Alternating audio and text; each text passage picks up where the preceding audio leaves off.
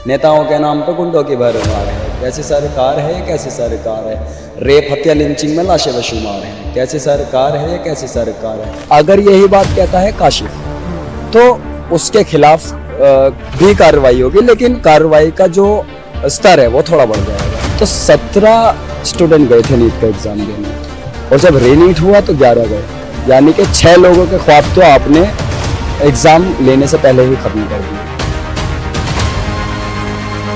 उनको चाहिए स्कूल, ठीक है, और हम वोट उसको देंगे जो हमको स्कूल देगा। कांग्रेस आकर के एक पार्टी के खिलाफ धरना दे रही है, वो पार्टी किसी और पार्टी के खिलाफ धरना दे रही है, आप सब धरने देते रहोगे, स्कूल कौन बनाएगा? तो मुझे चांसेस कम लगते हैं कि वो इस्तीफा दे, क्योंकि भाजपा में कोई इस्तीफे का कल्चर है नहीं। पता है कल को फिर धर्मेंद्र प्रधान धरने पे बैठ जाएंगे कि मुझसे इस्तीफा ले लिया, लेकिन रेल मंत्री से तो लेते नहीं है, उसमें तो इतनी जानी जाती है, ठीक है। फिर रेल मंत्री जो है वो किसी और मिनिस्टर के खिलाफ बैठ जाएगी। उनको दिखा के वो फेल हो गए, इस्तीफा तो उनको खुद देना चाहिए था। लेकिन मसला ये है कि इस देश में ना जिम्मेदारी लेना लोगों ने बंद कर दिया। गोरों की सरकार देखी नहीं, लेकिन चोरों की सरकार जरूर देखी है। गोरों में भी ना कम से कम ये चीज़ है कि अगर कोई अनशन चल रहा है सुन लो। तो SSC का मुद्दा है, एजुकेशन सिस्टम मुद्दा है, परिवहन मुद्दा है, और जो पेट्रोल में इथेनॉल मिला करने के बाद भी हमें 100 रुपये के ऊपर पेट्रोल दिया जा रहा है, ये एक मुद्दा है। नमस्कार, इस वक्त मैं मौजूद हूं जंतर मंतर पर। हमारे साथ काशिफ जी हैं। काशिफ जी जो CJP का जो प्रोटेस्ट चल रहा है उसमें सिंगिंग, क्रिटिसाइजिंग सरकार को लेकर के बड़े वायरल हैं इस टाइम। इनके बहुत सारे सॉन्ग फेमस हो रहे हैं और आइए हम जानते हैं काशिफ से कि काशिफ को ये आइडियाज़ कहाँ से आए, इस तरीके के क्रिटिक्स के गाने के आइडियाज़, फिर इन पर लिखना, फिर गाना, और इस प्रोटेस्ट में शामिल होने तक की अभी तक की क्या वजह रही जानते हैं। काशिफ भाई, आपका नो फिल्टर पर बहुत बहुत स्वागत है।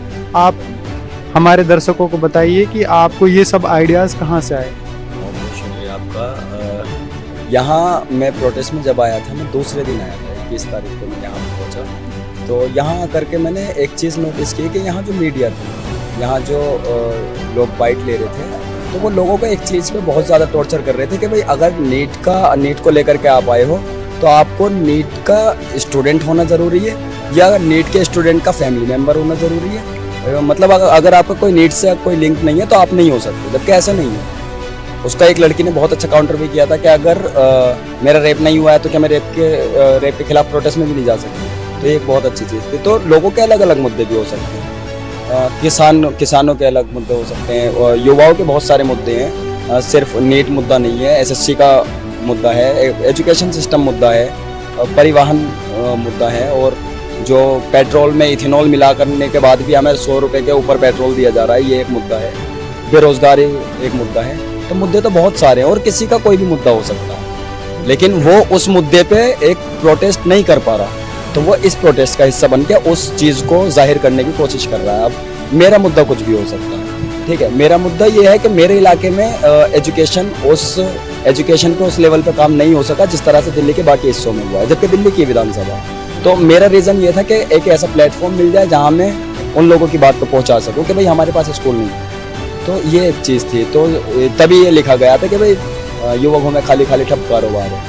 तो सबके मुद्दे हैं इसमें सबके मुद्दे लिखने की कोशिश की गई थी और पब्लिक ने वो कैच किया। जैसे आप इस सॉन्ग को लेकर बड़ा वायरल है, थोड़ा हमारे दर्शकों को भी सुना के बताइए। हाँ, कि आपने किन किन मुद्दों को इसकी एक कुछ लाइनें ऐसे हैं कि पब्लिक का इसमें नारा है कि कैसी सरकार है ये कैसी सरकार है, युवकों में खाली ठप कारोबार है, कैसी सरकार है ये कैसी सरकार है, नेताओं के नाम पे गुंडों की भरमार है, कैसी सरकार है ये कैसी सरकार है, रेप हत्या लिंचिंग में लाशें बेशुमार हैं, कैसी सरकार है ये कैसी सरकार है, पाकिस्तान के नाम से डराते हर बार हैं, कैसी सरकार है ये कैसी सरकार है, चुनाव में देखो पाकिस्तान ही प्रचार है, कैसी सरकार है ये कैसी सरकार है, नाकामी छुपा के कहा कोविड का बुखार है, कैसी सरकार है ये कैसी सरकार है, पेपर लीक की संख्या 80 के पार है, गिरते रुपये का भैया कौन जिम्मेदार है, नाकामी छुपा के कहते चीन का बुखार है, इनकी सारी गलती का नेहरू जिम्मेदार है। तो ये तो चीज़ें हम रोज़ मीडिया में देख ही रहे हैं। और इसमें एक लाइन थी कि 100 के पार पेट्रोल, चीनी 40 पार है, सड़कें तो बन जाएंगी, टोल भी तैयार है। तो ये सारी चीज़ें वो हैं जो मुद्दे हैं लोगों के। हाँ, आपने सारे मुद्दे इसमें मतलब एक तरीके से कवर करे हैं। बट आप हमें ये बताओ कि ये लिखने का और ये गाने का पहले से शौक था, या फिर इस प्रोटेस्ट में आने के बाद या इन सारी चीज़ों को झेलने के बाद आपका मन किया कि लिखना चाहिए और बोलना? मैं एक स्क्रिप्ट राइटर हूँ। मैं यूट्यूब वीडियोस वगैरह के लिए जर्नलिस्ट लोगों के लिए इन्फॉर्मेटिव वीडियोस की स्क्रिप्ट लिखता हूँ। तो लिखने का शौक बहुत पहले से है। काफ़ी सारी चीज़ें लिखी हैं लोकल इश्यूज पे और समाज में जो चल रहा है उन चीज़ों पे, लेकिन उन चीज़ों को लिख करके कभी ऐसे पब्लिश नहीं कर पाया, लोगों तक पहुंचा नहीं पाया। लिख करके बस ये है कि 2-4 लोगों ने स्टेटस पे देख लिया, तो बस उतना ही था। मतलब वो कैमरे के सामने वो चीज़ें नहीं थी, बट कैमरे के पीछे, कैमरे के सामने कभी नहीं था, बस अपने ही व्हाट्सएप स्टेटस पे या कहीं लगा दिया, तो बस उतना ही। बट जैसे मैं देख रहा था, जो फर्स्ट डे आप आए थे तो मैं आपसे मिला था, मैं इस प्रोटेस्ट को शुरुआत से ही कवर कर रहा हूँ, तो आप अपना नाम बताने में बहुत झिझक रहे थे, उसके पीछे की वजह क्या थी? हाँ, एक चीज़ ये भी है कि अगर ये सारे मुद्दों पर बात करता है विशाल, जो हमारे दोस्त हैं हमारे साथ बैठे हैं, अगर इन सारे मुद्दों पर बात करता है विशाल, तो उसको अलग नज़रिए से देखा जाएगा। कानून उसके खिलाफ भी कार्रवाई होगी, लेकिन थोड़ी सी सॉफ्टनेस रहेगी, ठीक है। और अगर यही बात कहता है काशिफ, तो उसके खिलाफ भी कार्रवाई होगी, लेकिन कार्रवाई का जो स्तर है वो थोड़ा बढ़ जाएगा, क्योंकि हमने इसी देश में 2 छात्रों को, एक को चुनाव लड़ते देखा है, एक को कैद होते देखा, तो ये चीज़ें हैं। तो ये मेन वजह थी कि भाई कार्रवाई का जो पैरामीटर है वो अलग है, इसलिए आप। लेकिन फिर एक कहीं ना कहीं थोड़ी अंदर से हिम्मत इसलिए भी आती है कि अगर हम नहीं तो कौन, अगर हम भी डर गए, जो लिख पा रहे हैं, अगर वो भी बोलने से डर गए, तो लिखा हुआ पढ़ के लोग अपने मन में रख लेंगे बस। तो जो लिख रहा है कम से कम उसको तो बोलना चाहिए। तो मैंने खुद लिखा था, ये तो सोचा कि खुद ही बोलूँ। ये इस प्रोटेस्ट में आने की मुख्य वजह क्या रही? क्या घर से किसी ने नीट का पेपर दिया था, या फिर कासिफ को महसूस होता है कि नहीं, मुझे देश के लिए आवाज़ उठानी चाहिए? देखिए, मैं ना एक लाइब्रेरी है उसके साथ रहता हूँ, उस लाइब्रेरी के लिए थोड़ा, एक लाइब्रेरी है, मैं उसके साथ रहता हूँ, उस लाइब्रेरी के लिए थोड़ा काम कर लेता हूँ। तो वहाँ मेरा मेन रोल यही है कि स्टूडेंट्स की परेशानियों को सुन लेना, और जो चीज़ें नहीं हैं वहाँ पे वो अवेलेबल करा देना। एनजीओ है, एक एनजीओ के साथ मिलकर काम करता हूँ। तो 17 स्टूडेंट गए थे नीट का एग्ज़ाम देने, और जब रीनीट हुआ तो 11 गए, यानी कि 6 लोगों के ख्वाब तो आपने एग्ज़ाम लेने से पहले ही ख़त्म कर दिए। और उन 11 स्टूडेंट्स में से भी जो मेरी 2-3 स्टूडेंट से बात हुई, तो एक हमारी स्टूडेंट है साहिबा, वो भाई नहीं है, तो उनके ख्वाब बहुत बड़े हैं कि मैं डॉक्टर बनूंगी, फैमिली संभालूंगी, बहुत लोअर मिडिल क्लास गरीब घर से आती। तो उनके ख्वाब थे कि भैया मैं पढ़ूंगी, मैं घर को संभालूंगी, मैं कुछ करके दिखाऊंगी। और ऐसे में फिर स्टूडेंट का एग्ज़ाम लीक हो जाना, तो वो जब मेरे सामने बैठ कर रही, तो मुझे ये कि भाई ठीक है, वो नहीं जा सकती प्रोटेस्ट, क्योंकि उनका नीट का एग्ज़ाम तब तक हुआ नहीं था, वो नहीं जा सकती। तो उनके बिहाफ में मैं क्यों नहीं जा सकता, और उनके बिहाफ पे भी क्या, मेरा खुद का भी मन है जाने का, मैं क्यों नहीं जा सकता। तो यहाँ पे जब वो सवाल होते देखे कि भाई आप क्यों, तो वो सवाल थोड़े से नहीं। बट मेरा मानना ये है कि अगर आपके परिवार में से, घर में से किसी ने एग्ज़ाम नहीं दिया है, और इस तरीके की और बच्चों के लिए या फिर आने वाले भविष्य के लिए आवाज़ उठा रही है, तो हमें उसमें अगर जायज़ आवाज़ है तो अपनी भागीदारी निभानी चाहिए। सर, ये तो जिंदा होने की निशानी है ना, कि अगर आप किसी को तकलीफ में देख करके तकलीफ महसूस नहीं कर पा रहे हैं, अगर आप किसी को चोट लगता है वो देख करके आपके माथे पे शिकन नहीं आ रही है, तो यकीनन आप मर चुके। हाँ बिल्कुल, क्योंकि जो चीज़ें आसपास घटित हो रही है, अगर वो गलत हो रहा है तो हमें उसके लिए आवाज़ उठानी चाहिए, चाहे वो कोई भी मुद्दा हो। वो एक लाइन मैंने सुनी थी कि जो मर जाते हैं वो कुछ नहीं बोलते, जो कुछ नहीं बोलते वो मर जाते हैं। तो एकदम सीधी सी चीज़ है कि अगर जिंदा है तो बोलते रहना पड़ेगा। तो आप जिस इलाके से आते हैं, आप बता रहे हैं कि वहाँ एजुकेशन का काफ़ी मतलब लेवल अच्छा नहीं है, बट वहाँ से मुस्लिम विधायक रहा है, बट अभी विधायक बदल गया है, तो जबकि उस तरीके का काम। प्रॉब्लम यही है ना सर, कि हम वोट यही देख करके कर देते हैं कि भाई ठीक है, अपने धर्म का है या अपनी जात का है या अपने लोगों का, अपने ही बीच में से निकला हुआ। सवाल ये है कि काम पे वोट क्यों नहीं कर पा रहे हैं। हमको चाहिए स्कूल, ठीक है, और हम वोट उसको देंगे जो हमको स्कूल देंगे। वहाँ स्कूल में जब काम चलता है तो काम ही चलता रहता है, सालों साल से कांग्रेस आकर के एक पार्टी के खिलाफ धरना दे रही है, वो पार्टी किसी और पार्टी के खिलाफ धरना दे रही है, आप सब धरने ही देते रहोगे, स्कूल कौन बनाएगा? केजरीवाल सरकार भी रह करके काफ़ी सारी चीज़ें हैं, लेकिन शिक्षा का स्तर वहाँ कोई खासा सुधार नहीं बट हुआ। केजरीवाल का नारा था कि हमने स्कूल बढ़िया कर दिए, अस्पताल अच्छे कर दिए। पानी, मैं बताऊँ आपको, सड़कों पे, पानी पे, इन चीज़ों पे चुनाव लड़ा गया और जीता गया। हमने भी जितना कर सकते थे किया, लेकिन आप हमारे यहाँ पे आप भी आकर के नल देखेंगे तो नल ही नहीं है। पानी तो बहुत बाद में आता है, अभी नल भी नहीं पहुँचे। नहीं, पर मैं आपकी विधानसभा गया था जब अभी ये रिसेंट दिल्ली चुनाव हुआ था, तो मैं उसकी कवरेज कर रहा था, तो वहाँ पे बारिश हो गई थी तो पूरा पानी भर गया था। सवाल यही है, और इस चीज़ को लेकर के मैंने सोचा भी था कि एक बार नेक्स्ट टाइम जब भी कभी बारिश होगी तो विधायक के घर जाना है। तो मैं जिस वक्त बारिश हुई, बहुत तेज़ बारिश हुई और पानी भर गया, तो हम विधायक साहब के घर जाने के लिए निकले, 3 लोग थे कि जा करके उनसे कहते हैं कि भाई हमारे घर के आसपास आकर के देखो कि कितना पानी भरा हुआ है। तो जब मैं विधायक साहब के घर पहुंचा तो उनके दरवाजे पे भी पानी भरा हुआ है। तो फिर सवाल वही है कि भाई जो इंसान अपने लिए नहीं कर पा रहा, किसके लिए करे? तो ये एक बड़ा सवाल है। वहाँ पे पानी सड़कों पे है, बस नल के अंदर नहीं है। और सीएम रह जाते हैं, आपके प्रचंड बहुमत के साथ सरकार बनती है, फिर ये हाल होता है। बिल्कुल बिल्कुल। तो अब हम इस प्रोटेस्ट के मुद्दे पे आते हैं। तो क्या लग रहा है, ये प्रोटेस्ट किस ओर जा रहा है? क्या धर्मेंद्र प्रधान का इस्तीफा होगा? अगर इस्तीफा हो जाता है तो क्या प्रोटेस्ट खत्म हो जाएगा? देखिए, पहले तो सवाल यही है कि वो इस्तीफा देंगे।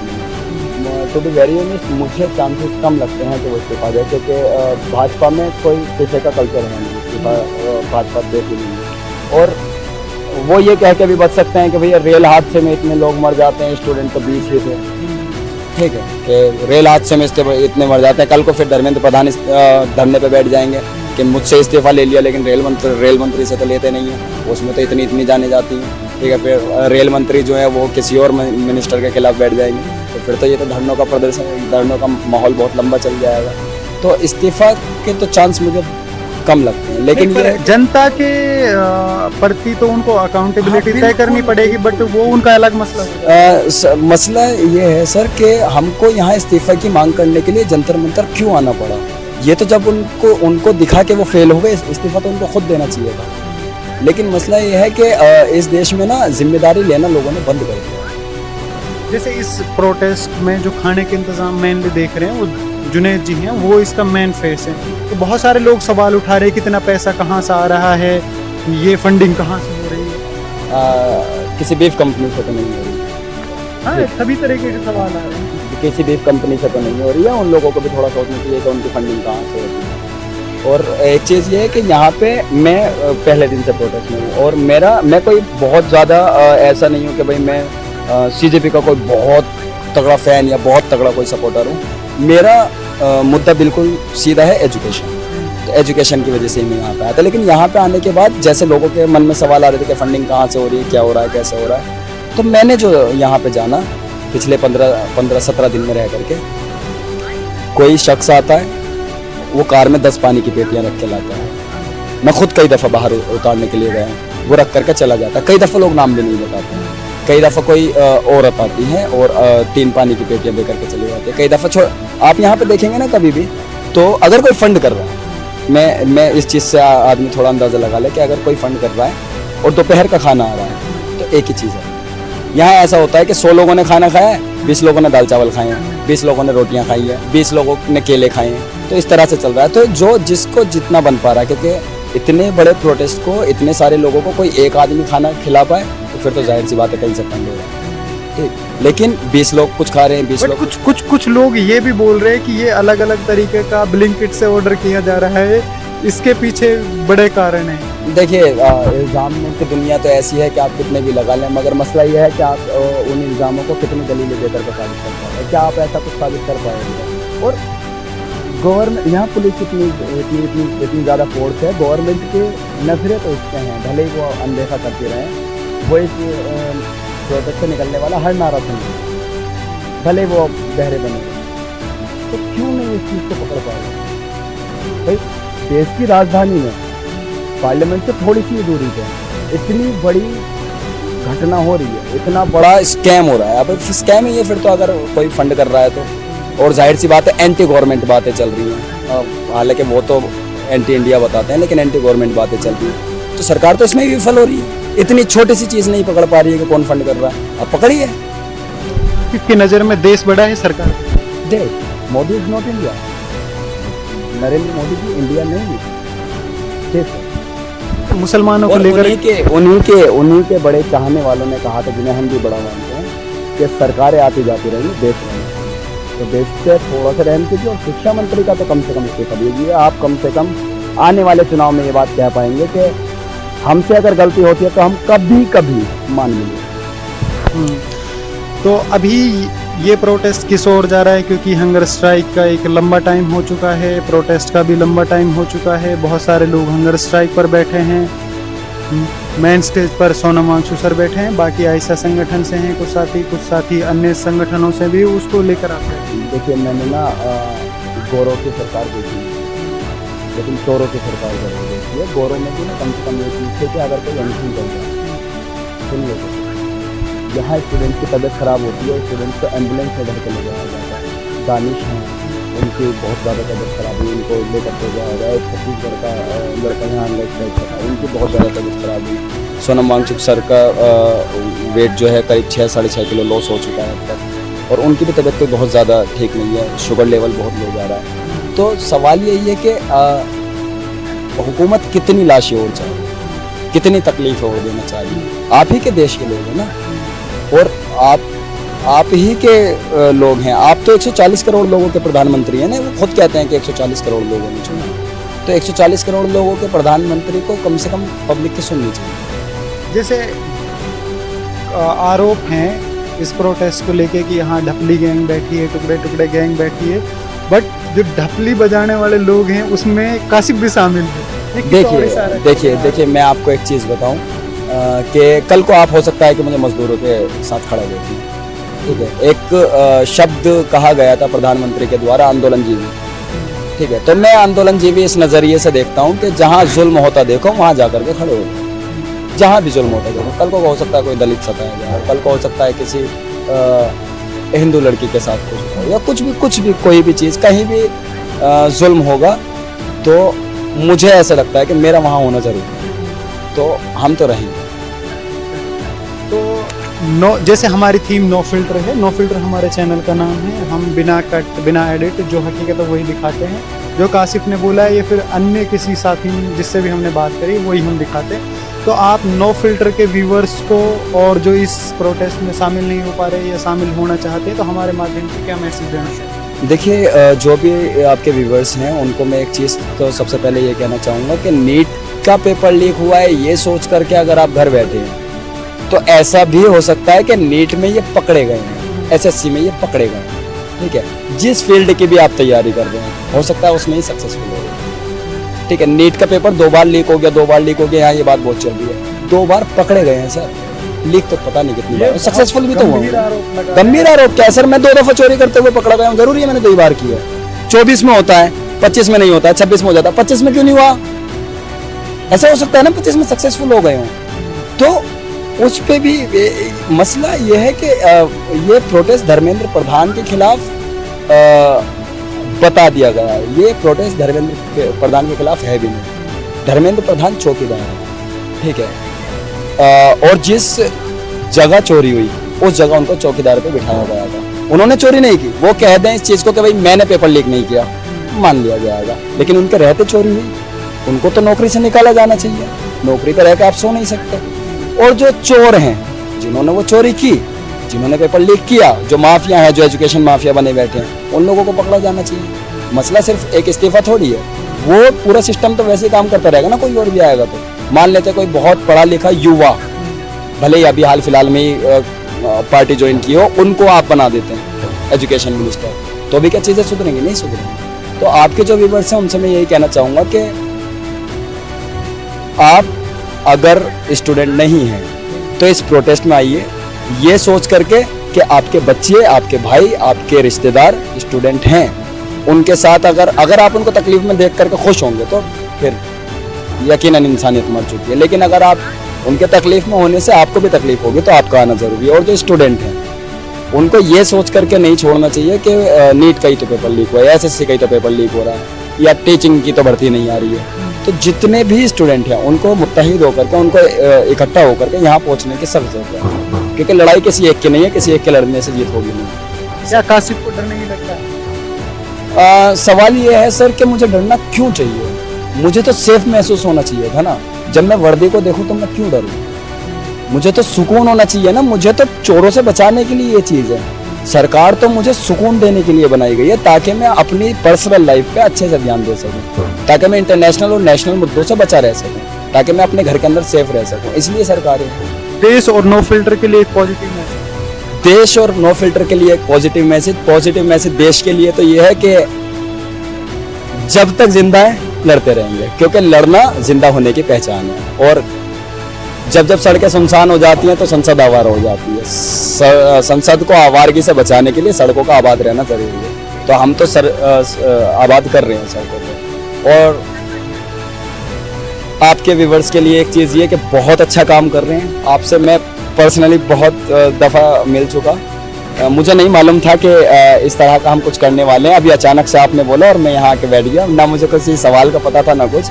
तो जितना भी था, जैसा भी था, आप लोगों के सामने रख दिया है। जो भी सोच है, जितना भी कर पाता हूँ। बाकी आप बहुत अच्छा काम करते हैं। आपके काम को सलाम है। मैंने आपको थैंक यू काम करते हुए देखा, बहुत अच्छा काम कर रहे हैं। हमारे साथ कासिफ थे नो फिल्टर पर, और उन्होंने बेबाक अंदाज में और सभी सवालों का सटीक जवाब, स्पष्ट जवाब। कासिफ जी का बहुत बहुत धन्यवाद। इस तरह की नई स्टोरीज के साथ हम फिर लेके आते रहेंगे, नए पॉडकास्ट, नए लोगों के साथ में, और इस तरीके की देश विदेश में चल रही एक्टिविटीज़ को आपको लगातार दिखाएंगे। बहुत बहुत शुक्रिया। देखते रहिए नो फिल्टर।